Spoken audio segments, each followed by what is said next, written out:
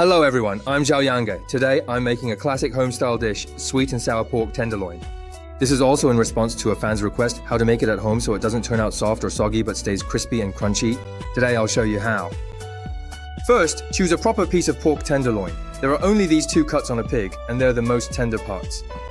Slice the meat and then cut it directly into strips. For marinating, add a small amount of salt, pepper, cooking wine, and sesame oil, then mix everything well by hand to let the flavors soak in. Add an appropriate amount of egg white. Its main purpose is to prevent the meat from drying out during high-temperature frying. After mixing everything evenly again, set it aside to marinate for later use. When preparing the batter, there's no need to add eggs or baking powder. Although adding them can make the fried result look better, it will also soften much more quickly. Here, just use a 1-to-1 ratio of cornstarch and regular flour. Then add an appropriate amount of water and stir to dilute and mix everything evenly. The cornstarch helps make the surface crispier and crunchier, while adding regular flour allows the batter to dilute more evenly. Stirring in some oil makes the batter smoother and the surface even crispier.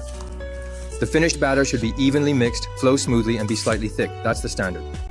Next, prepare a simple sweet and sour sauce. Add an appropriate amount of ketchup, then use the same size spoon to add about 1½ spoons of white sugar, 1 spoon of red vinegar, ½ spoon of water, and a small amount of salt. Mix everything well and set aside.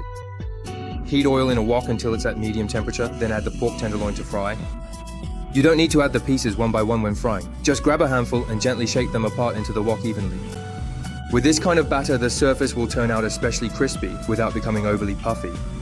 As I mentioned earlier, the batter should be a bit thicker, otherwise it won't coat the pieces well during frying.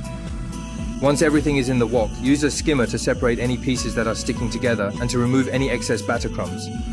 Continue frying for about 1 minute until they are dry, crisp, and golden brown, then pour them out to drain the oil and set aside. The color should not be golden yellow, but rather a slightly deeper toasted yellow.